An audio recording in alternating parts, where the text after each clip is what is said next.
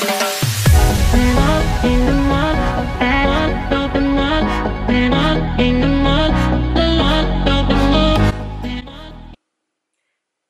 tout le monde, c'est Myriam.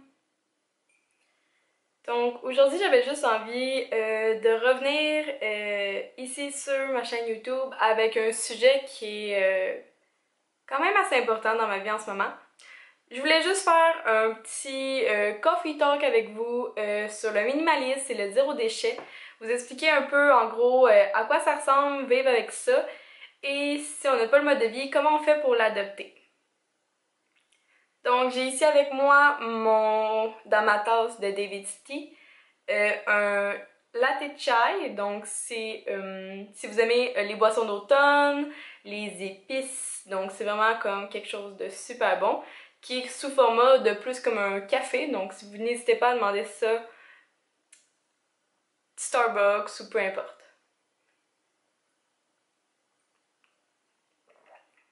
Donc en fait, je voulais commencer tout d'abord par parler des définitions du mot minimaliste et zéro déchet parce que ce sont pas deux modes de vie pareils et ils peuvent se compléter, s'assembler comme vous voulez, mais tu peux faire l'un sans faire l'autre. Donc en fait, une définition la plus simple du mot minimaliste, c'est tout simplement le minimalisme, c'est d'axer ta vie sur des expériences, de te défaire des liens avec les biens matériels, de vivre des choses qui te font grandir en tant que personne. Donc c'est la définition que j'aime bien avoir du mot minimaliste. En fait, c'est ça. Donc ceux qui abordent c'est plus un style de vie, ce mot-là. Donc ceux qui apportent ce style de vie-là dans leur vie, eh bien c'est tout simplement qu'ils vont essayer d'avoir le moins de choses possible tout en étant le plus heureux. Donc, ils vont avoir moins de vêtements, moins de meubles, ils vont avoir une plus petite maison parfois, dans le fond, ils vont aspirer à avoir plus en ayant moins, si on veut.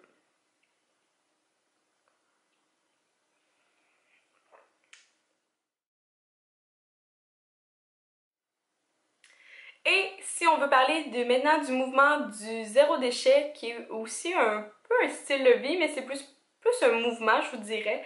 La définition que j'aime bien, qu'on peut retrouver facilement sur Internet, c'est le zéro déchet est une stratégie holistique de réduction de la quantité de déchets produits par la civilisation industrielle. Tout ça pour venir à dire que faire du zéro déchet, c'est diminuer ta pollution que tu fais avec ce que tu consommes, tout simplement. Donc, est-ce que moi, c'est la question sûrement qui vous brûle les lèvres, c'est est-ce que moi je suis les deux? Donc, par rapport à comment moi je vis ma vie, je ne suis pas minimaliste, mais je suis de plus en plus zéro déchet. Je pourrais bien vous dire pourquoi je suis pas l'un mais je suis l'autre, mais c'est juste mon mode de vie à moi. Je suis bien dans ma décision, dans ce que je fais, dans ce que je vis. Et aussi pour moi, le zéro déchet vient plus me rejoindre en premier, même si l'un va avec l'autre souvent. Donc, c'est important de ne pas oublier que vous n'êtes pas pressé, vous n'êtes pas jugé. C'est facile de s'emporter si on veut, mais faites-le à votre rythme. Commencez un petit peu à la fois et vous allez voir que ça va donner de plus en plus facile de faire un des deux ou les deux, des incorporer dans votre vie. Et aussi, c'est bien de juste l'essayer puis de voir si ça marche pour vous, si ça vous convient.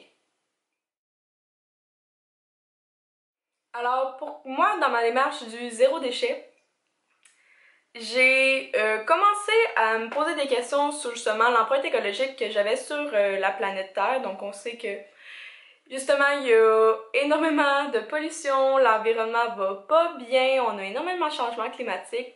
Et c'est un peu à la fois, en commençant par soi-même, qu'on va y arriver. Alors pour moi, j'ai commencé à plus m'éduquer par rapport à ça. Donc j'ai commencé à regarder qu'est-ce que je pouvais mettre dans la poubelle, qu'est-ce que je pouvais mettre dans le recyclage et qu'est-ce que je pouvais mettre dans le compost. Maintenant, j'ai un plus gros bac à recyclage qu'une poubelle et j'ai même un autre bac, j'ai comme 2 bacs à recyclage dans ma maison tellement que j'en produis. Il est important bien sûr de ne pas mettre les deux dans quelque chose qui va dans la poubelle, dans le recyclage, quelque chose qui va dans le recyclage, dans la poubelle parce que justement il n'y a personne qui va faire le tri sauf vous. Par rapport au compost, je sais que c'est pas tout le monde qui est capable de l'avoir dans sa municipalité ou juste que ça ne tente pas de faire les démarches tout seul, sans personne. Comme c'est mon cas, comme j'habite en appartement, je suis pas pour avoir une boule sur mon terrain. Je pense pas que mon propriétaire apprécierait, ni peut-être mais les autres locataires du logement. Mais par exemple, j'ai trouvé une solution justement récemment. Donc mes parents ont la chance d'avoir du compost. Dans ma tête, c'est la chance parce que j'aimerais beaucoup l'avoir, mais dans mon logement, ils ne l'offrent pas. Ni dans ma ville un petit peu, si je pense.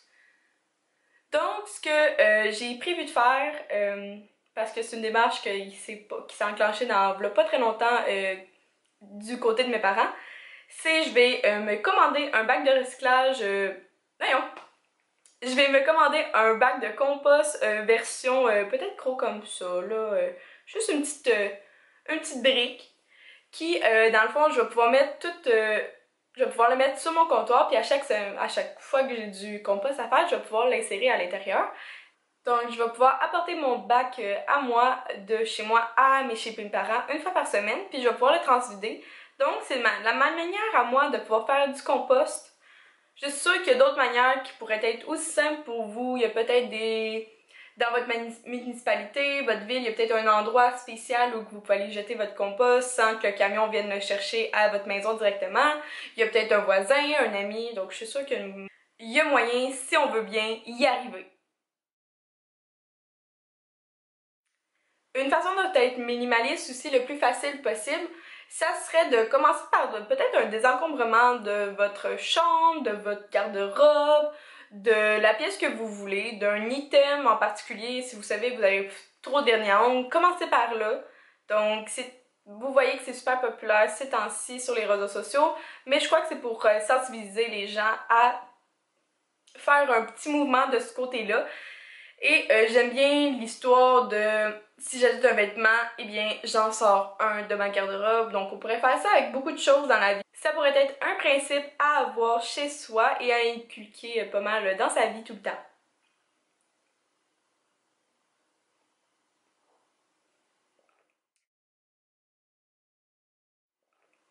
En ce moment, on peut voir les influenceurs comme Mila Talfer, Fanny Yokel, qui sont les plus populaires dans le minimalisme, zéro déchet.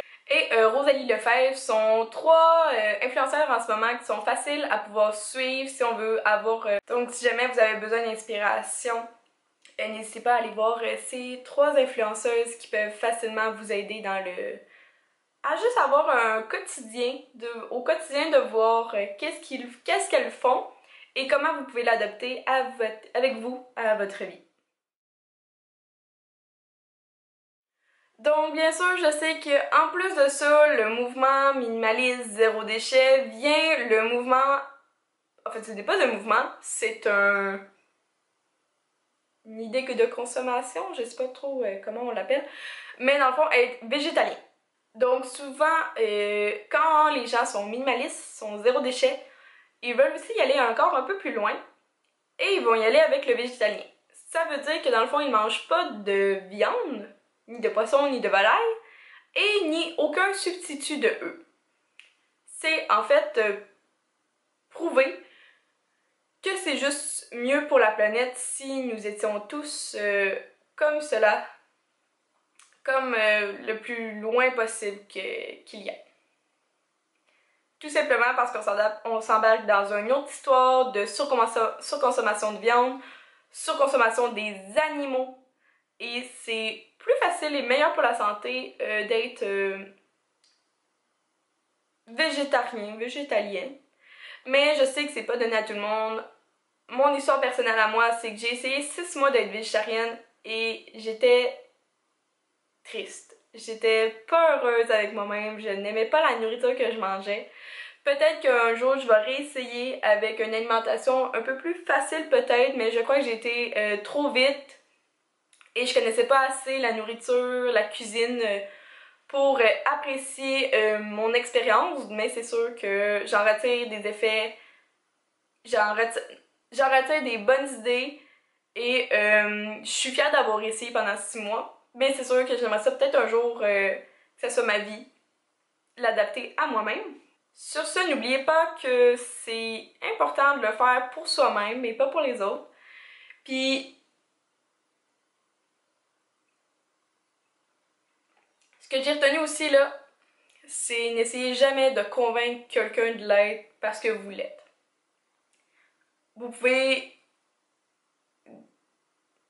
lui dire que c'est bon, vous pouvez lui montrer comment vous faites, mais c'est vraiment une décision intérieure de chaque personne de décider s'il y a le goût de changer son mode de vie au complet, même si vous avez la bonne idée, même si pour vous c'est le meilleur point de vue.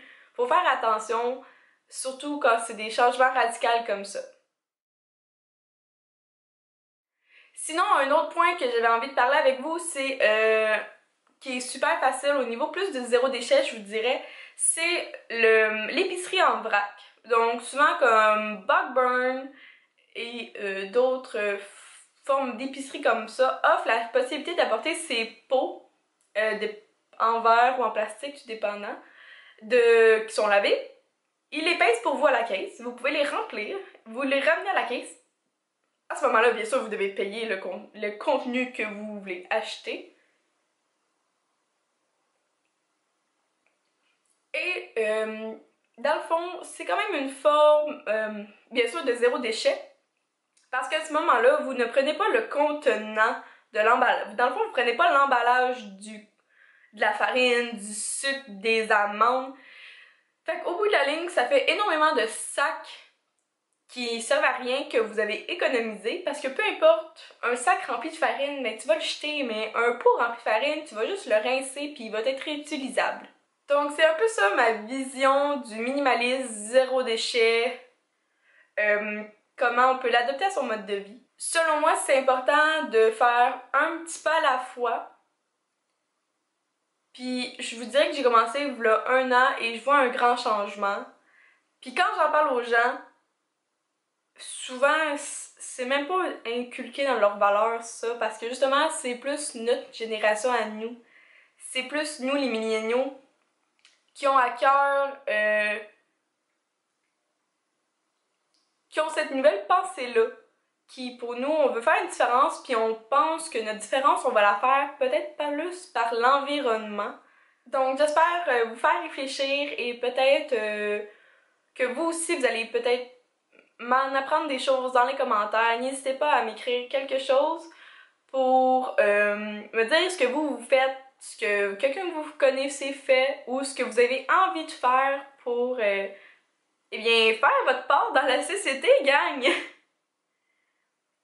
Je suis vraiment pas une experte en la matière, il y en a des gens plus calés, plus éduqués. Je vous fais vraiment part de ce que moi je connais et par où je commence et un peu mon parcours sur le minimalisme et sur le zéro déchet à moi. Sur ce, si vous avez apprécié la vidéo, n'hésitez pas de la liker et sans jamais, au grand jamais, oublier de vous abonner parce que j'ai un concours pour les 200 abonnés que je suis en train d'organiser. J'y vais un petit peu à la fois, mais je crois que vous allez être bien contents. Donc, merci d'avoir écouté la vidéo et nous, on se dit à la prochaine. Bye!